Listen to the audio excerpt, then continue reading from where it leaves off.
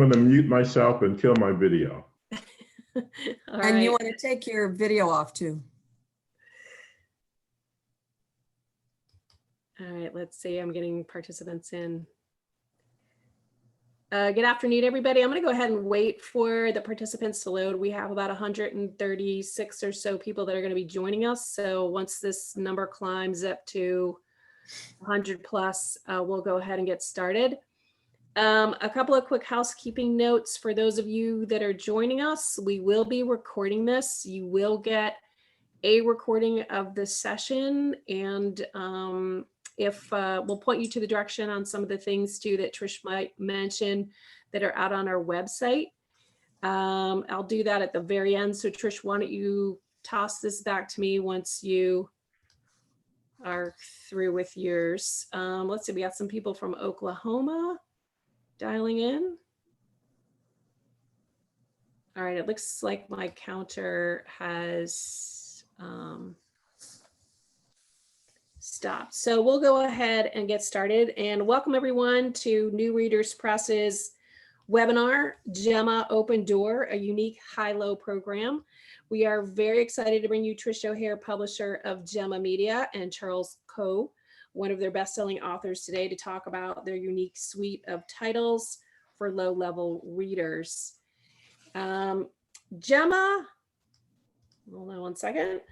Gemma Open Door is a charitable nonprofit organization created by Gemma Media in support of adult and young literacy. While Gemma focuses on memoir, travel, and young adult fiction with a consistent theme of crossing cultures, Gemma's high-low open door books specifically address the underserved population of people who struggle to read. Together, they make a powerful literacy combination that encourages reading. And New Readers Press is happy to carry many of their books in our catalog as part of our Pleasure Reading series. These books are written by best-selling, gifted authors who tell fresh, relevant, original stories with mature themes that build confidence and enrich lives of adult emerging readers. This slide represents just a small selection of the titles we carry. And the Gemma Open Door series provides high interest, low reading level books that are targeted to an NRS 2nd to 5th grade reading level, which is perfect for many adult learners looking to improve their reading skills. Today, we are fortunate to have with us Trish O'Hare, publisher of Gemma Media, former president and publisher of Breely Publishing, now part of Hachette. Trish has held senior positions in the industry across professional trade and electronic publishing, including Josie Bass Publishing, Inc., a John Wiley and Sons Company, National Book Network, Means Business, and Shambhala Publications. Trisha will introduce us to many of her titles and provide details on how the support materials can be used in a variety of settings, from correctional to multi-level to one-on-one tutoring. She'll include a few examples of how these books can be used to teach active reading skills and reading in the content, while also inspiring adult readers to lose themselves in a good story. We will also be joined by one of Gemma's best-selling authors, Charles Coe, who will talk about his writing process and read from his book, Spin Cycles. Please feel free to put any questions you may have in the chat box. There will be time at the end for questions, and take it away, Trish. Thank you. Can you hear me? We can hear you. Excellent. I'm going to share my screen here. And here we go. Well, first of all, I want to thank you very much, Karen, for your guidance in getting us to this point, and to New Readers Press for the chance to talk to you today. As Karen said, I'm Trish O'Hare, Executive Director of Gemma, a nonprofit organization that publishes high interest, low reading level original books, eBooks, and audios by best-selling authors and important writers for those adults and young adults who are on the path to literacy. We firmly believe that adults deserve something better than children's books to learn how to love reading. When I teach adults, Dr. Seuss only goes so far. Our gifted and well-known authors have written, and in some cases recording, compelling high-low stories to engage emerging readers. Oh, we did it. All right, we're off to the races. Never adapted, never dumbed down, these stories are completely original and designed to spark a love of reading. This is sophisticated literature at a simple reading level. Gemma began in 2008. We published cultural and multicultural memoirs, as well as Irish literary fiction. And one of the publishers we partnered with in Ireland had developed the Open Doors series, which is the genesis of our program. It's no surprise it was a European company because there's governmental money in Europe and in Canada, where Grassroots is, to support adult literacy in a robust fashion. It's also not a shock that the publisher was Irish, because the Irish know how to tell a story. We licensed a few dozen of those original Irish books written by authors such as Roddy Doyle and Maeve Binchy. And in those early days, some of our books were carried in the New Reader catalog because people knew them. We saw a need here in America and expanded to American authors on American themes. We now have nearly 60 of these books in print. We have evolved and are now delighted to have a more robust offering of our high-low books in the New Reader catalog.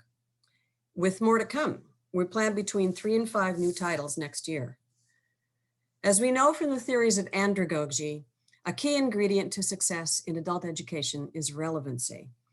Often people with limited English language literacy skills are forced to use children's books. And that further exacerbates the feeling of shame that often presents with illiteracy. So from the cover to the levels, to the subject matter, to the packaging, we try to encourage self-esteem every step of the way. To learn to enjoy reading, mature folks need relevant content that speaks to their own experience. This anatomy of an open door tells you exactly how our books and eBooks work. First of all, we have stellar authors. This is essential to the program. Our authors are our treasure. These are original stories, never adapted, never dumbed down. We're constantly mitigating against the shame that can accompany illiteracy, and we won't talk down to folks. There's a very recognizable narrative in each of these books, from the cover all the way through, to develop skills for storytelling. And the content needs to be relevant to adults, otherwise it doesn't work.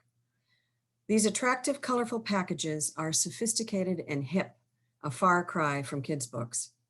We have eBooks for all and audios for many. The technology, which we adapted from the original Open Door series, is 10,000 words or less in the manuscript. They're published on buff paper for ease of reading, wide margins, wide spacing, short sentences, and brief chapters all reinforce that continual sense of accomplishment. And of course, we build in vocabulary building text.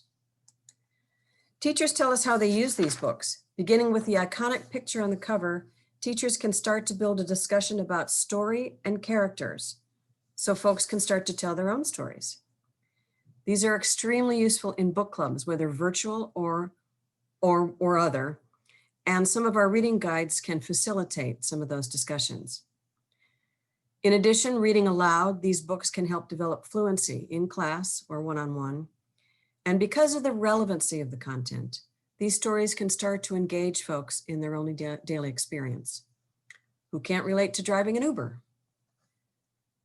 Gemma Open Door provides distinctive pleasure reading for adults and young adults. Again, with self-esteem in mind, this is literature at a low level. Here are some of the talented authors who participate.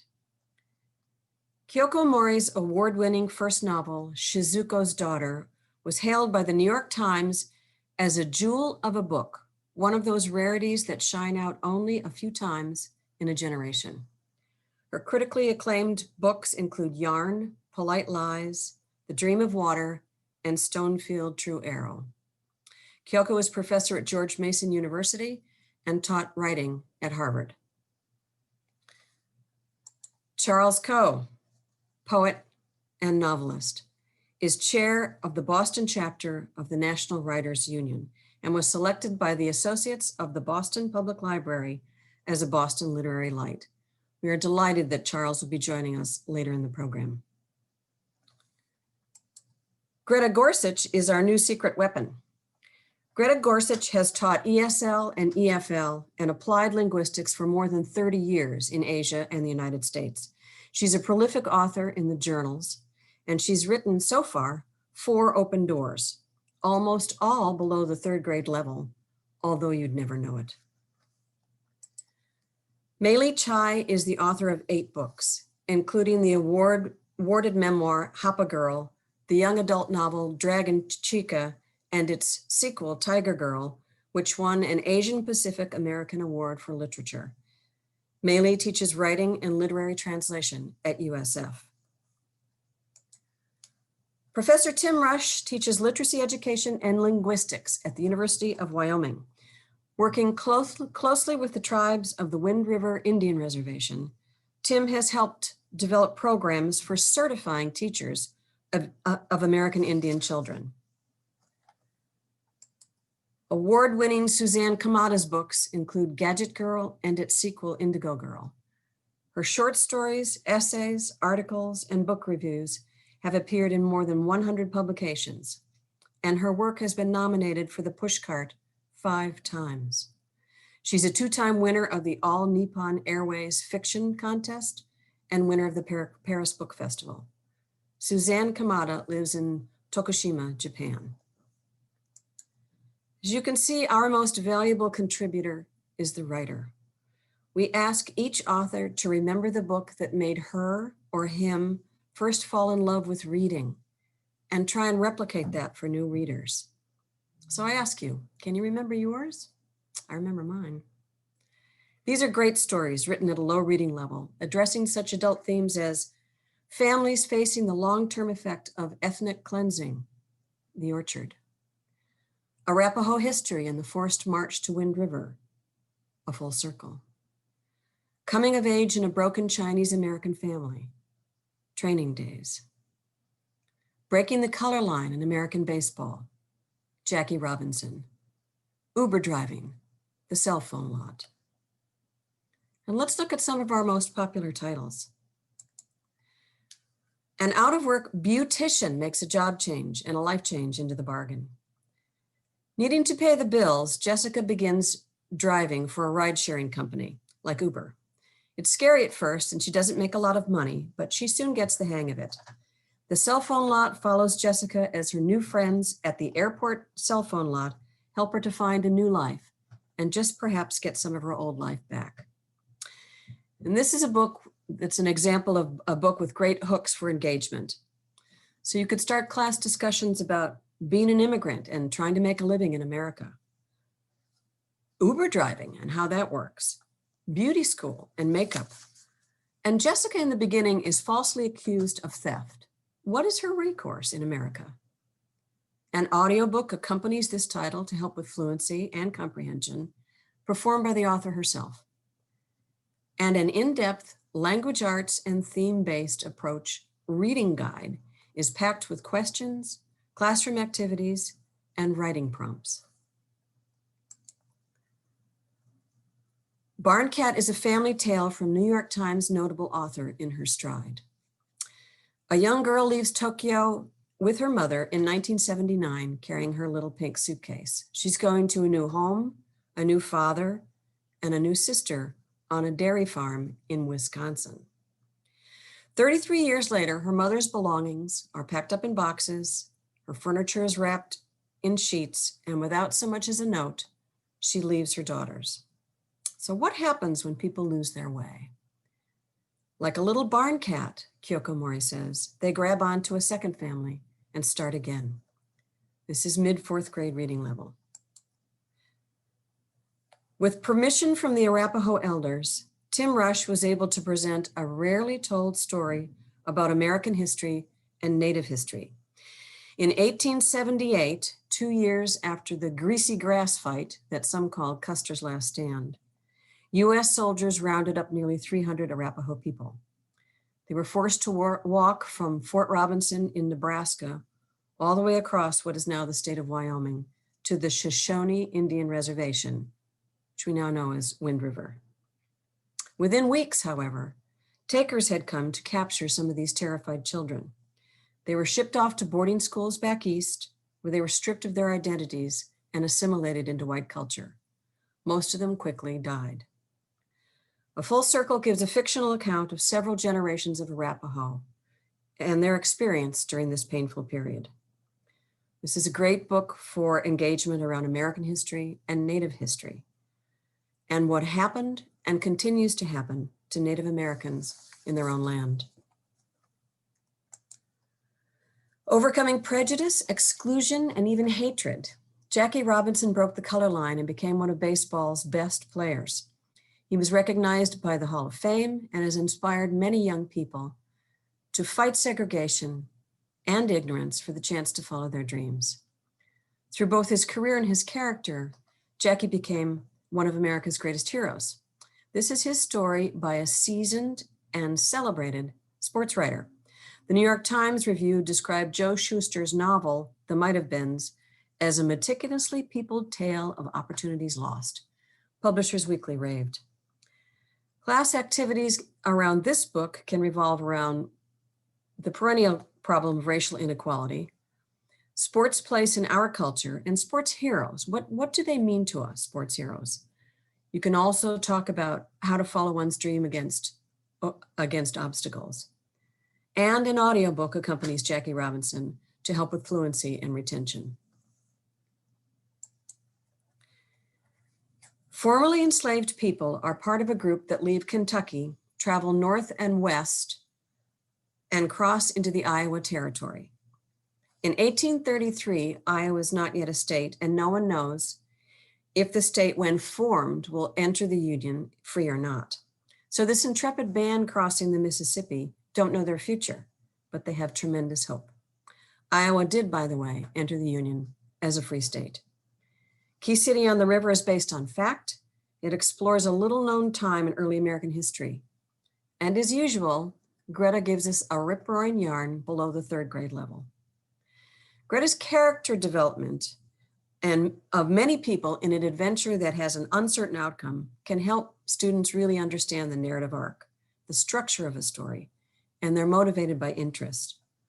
Class activities can revolve around slavery, American states and territories, even geography, especially the centrality of the Mississippi River. And an audiobook accompanies Key City.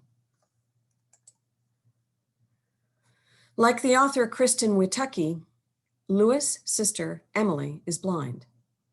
She's also in the marching band, gets great grades, and sculpts in clay. She has the biggest bedroom in the house to accommodate her Braille machine. Everybody thinks Emily's accomplishments are extraordinary, and most think she can do no wrong. The single person who doesn't feel any awe or pity for her is Lewis. He thinks she's a pain, and he wants to have his own life. Then a family tragedy begins to bridge the gap between brother and sister.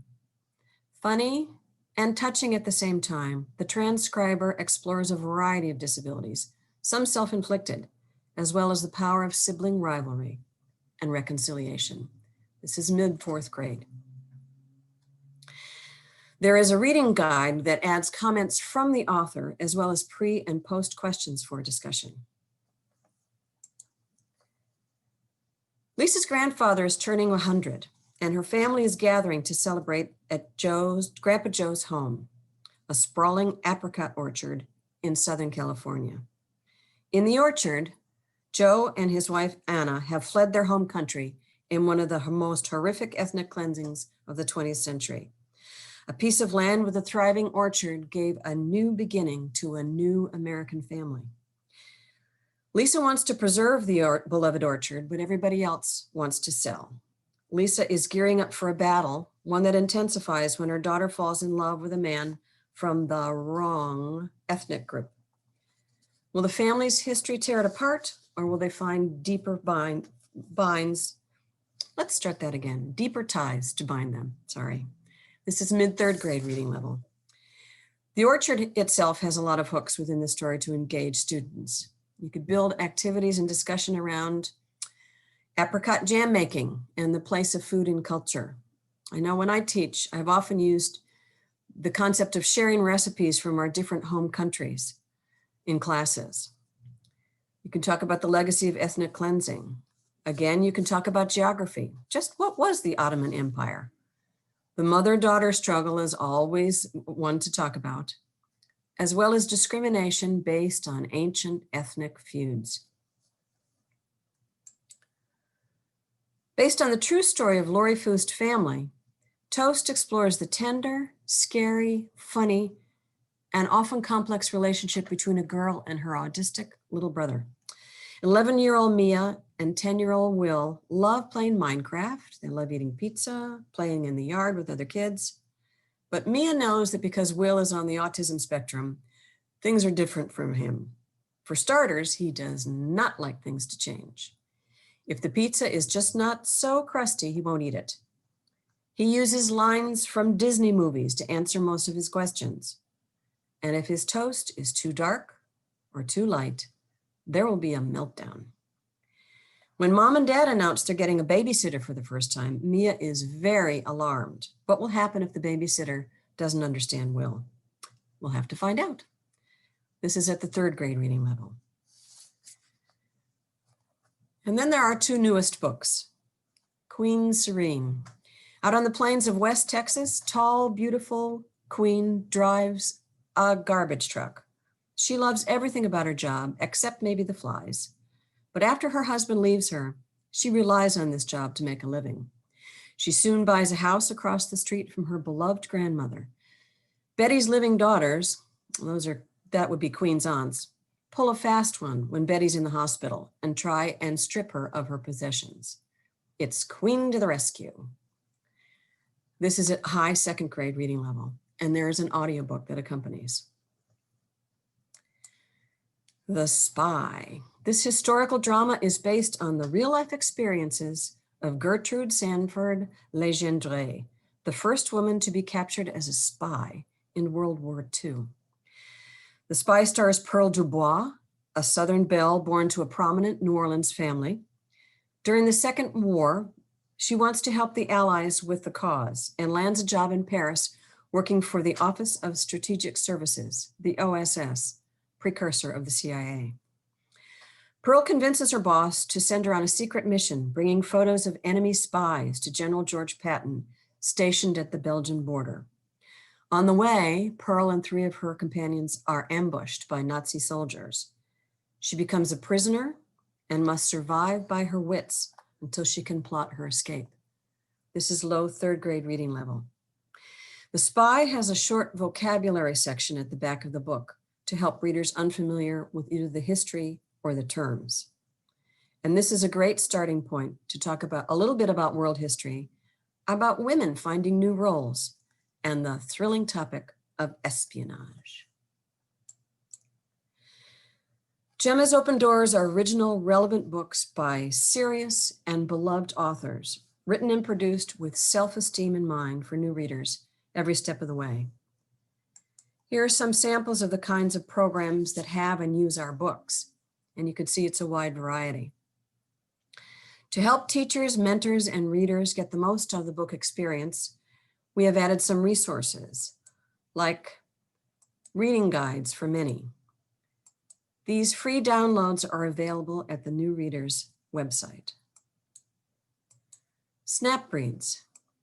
These are serial adaptations of 3 of our books at the 1st grade reading level. There are 5 to each book at the 1st grade level, and they act as on-ramps to the bigger book. We're planning more of these SnapReads in future as they become very popular scaffolding for teachers. And audiobooks. Like Total Physical Response, putting a finger on the text while listening to the audio in the ear becomes a powerful practice in the acquisition of language and fluency. We hope our audio and book pairs do the trick. So for the 2 million people entering the United States each year in need of English fluency, to the 36 million people who struggle to read above the 3rd grade reading level, to the generations of readers who see how literacy enriches their lives, Gemma tries to bring the best writing we can find to encourage the joy of reading, because literacy is a human right. And now a treat for us all. Listen to me. Charles Coe is going to share some insights on constructing a sophisticated story at a low reading level. and he'll read a bit from a story of loss, discovery, and just possibly redemptions, the book Spin Cycles, which is about a brilliant, homeless, and nearly invisible young man wandering through Boston looking for meaning.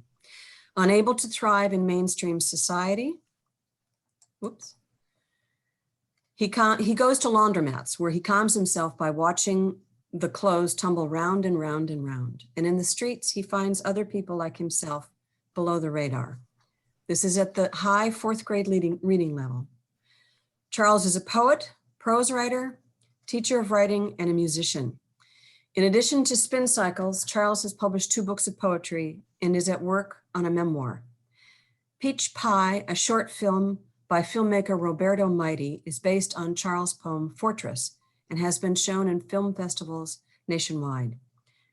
Charles was selected by the Associates of the Boston Public Library as a Boston Literary Light and spent 2017 as an artist in residence for the city of Boston. He served as poet in residence at Wheaton College and the Chautauqua Institution. He's taught in the Bay Path University MFA Abroad program and is adjunct professor at Salve Regina University in Newport. We are delighted to have Charles and his unique voice in our series, and I am pleased to introduce you to Charles Coe. Trish, thank you very much. And thank you all for joining us today. I want to say just a little bit about Spin Cycles before I start to read a bit from it. I worked many years in downtown Boston, and I live in Cambridge, Massachusetts, and homeless people here are part of the landscape. I know there are some people who think that homeless people are homeless through their own doing. And without going down the rabbit hole talking about the factors in our culture that contribute to homelessness, I'll just say that attributing all homelessness to poor character and lack of discipline is really a way for individuals and societies to say, hey, it's nothing to do with me. When I started writing Spin Cycles, I wanted to do a book that would belie the myth that people are homeless because they lack character or discipline. The nameless narrator in Spin Cycles is homeless because he's mentally ill, which is very common on the street. Now, doing a book that would deal with an adult theme like that at a level appropriate for new readers seemed like a challenge, but what at first felt like a restriction really became quickly the freedom to write a story that was honest and simple and direct, absent of the tricks of the trade that one often uses when writing for an adult audience. Now, our narrator is a fictional character. There's another character you'll meet in this short section I'm about to read, who is based loosely on someone who did once walk the streets of Boston. So I will now start at the beginning on an afternoon in early fall. How beautiful. The late afternoon sun has turned windows and buildings along the Charles River into golden mirrors. Light shines through the few leaves still clinging to the giant oaks. The wind plays its timeless game with the leaves. One moment it blows hard to make them flutter and wave. Then it dies down to leave them hanging quiet and still, waiting for a new gust. 8 women in a racing boat are rowing hard as they approach the Weeks Bridge. Their oars kiss the water's surface in perfect rhythm. A motorboat moves along beside, and a woman with a blonde ponytail tucked in a Harvard baseball cap leans over the side, shouting instructions and encouragement through a megaphone. The boat disappears under the bridge, comes out the other side, and continues on its way, slicing smoothly through the calm water. I feel a pulse as I watch them speed down the river. It's a drumbeat so low it can only be felt, not heard. It's the rowers' hearts, beating together as one as they row together like an engine made of flesh and bone. The pulse grows fainter as the boat, tiny as a bathtub toy, disappears around the bend in the river. I'm sitting along the riverbank, leaning against a tree on a sunny Saturday afternoon in early fall. The grass and walkways along the river are filled with walkers and joggers and bike riders. A group of people playing volleyball on the lawn behind the Kennedy School laughs and shouts. The day seems cool to picnic, but a few blankets are spread out on the lawn. A young couple is smiling at their child, a toddler with a pink ribbon in her hair.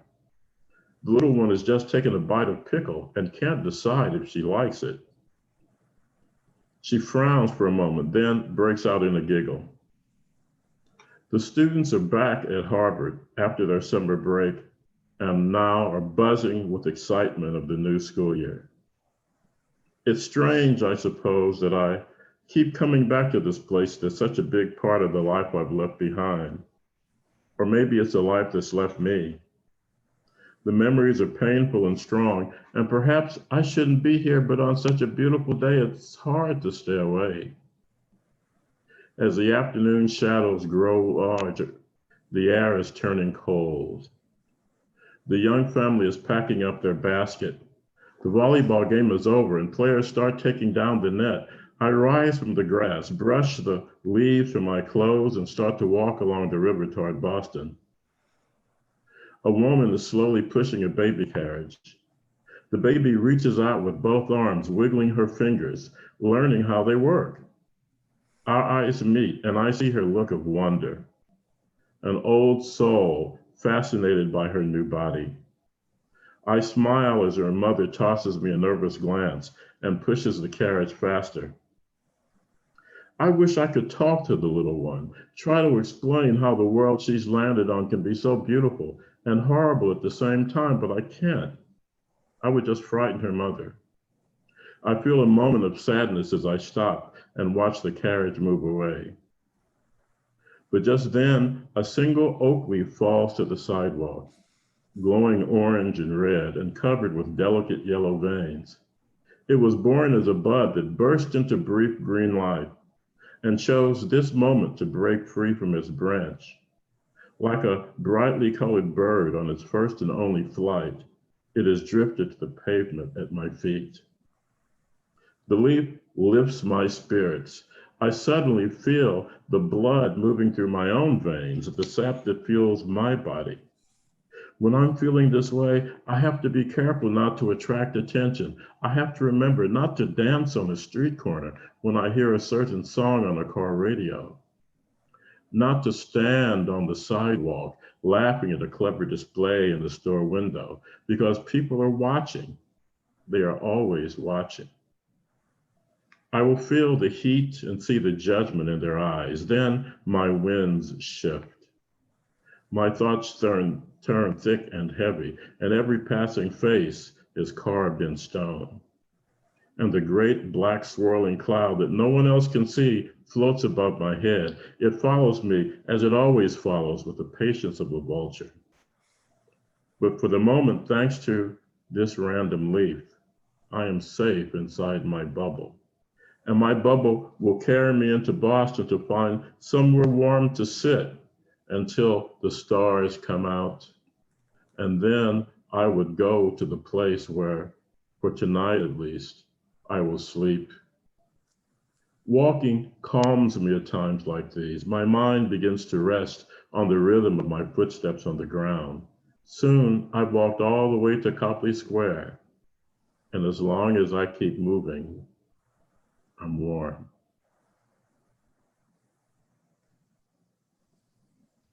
Trish, back to you.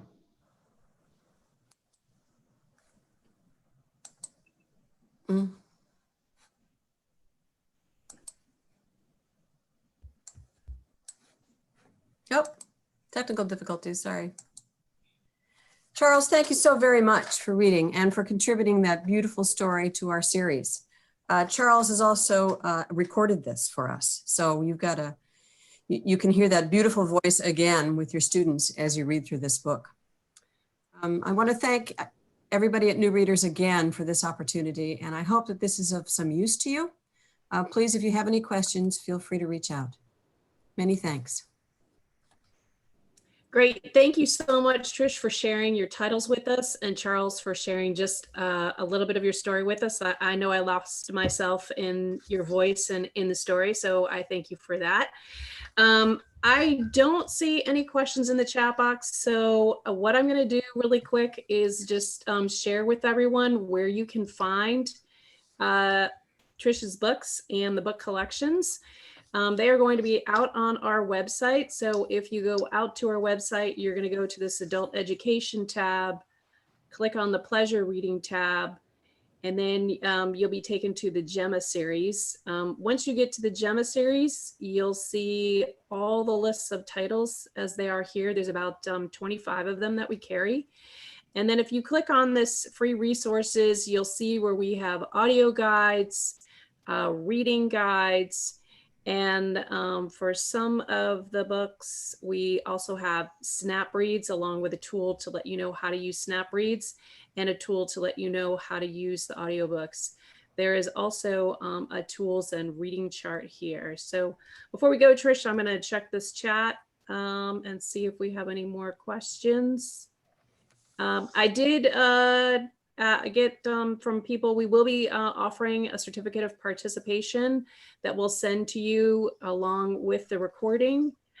For those of you who reached out to me privately, I can fulfill your requests. And let me just see, I got a new message. Yes, lots of thanks to Charles and Trish for the series and for participating with us today.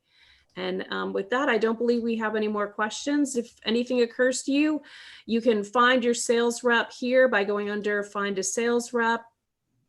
And once you click on that, you can put in your state and be connected to your sales rep. We'd be happy to get you a quote for the books or the book series. And or if you have any additional questions, feel free to reach out to your sales rep. Let me just see. Hopefully, Peggy, I know you sent me a private message on that. Hopefully that answered your question about contacting your sales rep. Alba Austin, thank you for giving me your email address. I will get you that information. And 1 second while I check this chat again. Yes, for those of you who are asking whether or not these are appropriate for high school, Trish, do you want to make a comment on that? I can, with very few exceptions. These books are appropriate for young adults. We try and make that point because it's a blurred line between young adults and adults. There are a couple of books that the topic area is very sophisticated. A man loses his wife to cancer. That's probably a little rough for teens. But if you want to write to me, Trish at Gemma Media, I'm happy to give you some guidance because we look at the books in two different ways, not just the reading level, but the maturity level as well. So I'm happy to give some guidance around that. Okay, 1 second, let me, yes, they will work with older adults as well. I would say also, I told you the book about A Full Circle. A Full Circle, there's a law in the state of Wyoming that all children have to have at least one unit on Native history before they get out of middle school. So the book A Full Circle is actually being used by kids in middle school in Wyoming.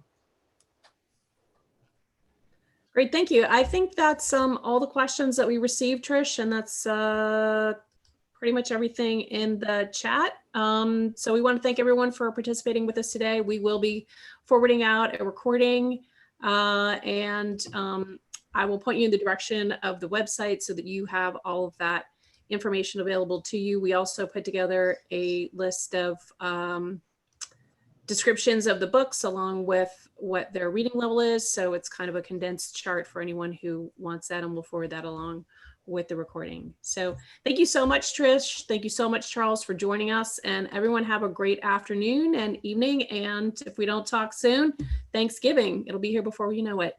Yeah. All right. Thanks, Karen. Thanks, everybody. All right. Bye, everybody. Bye. All right. Thank you.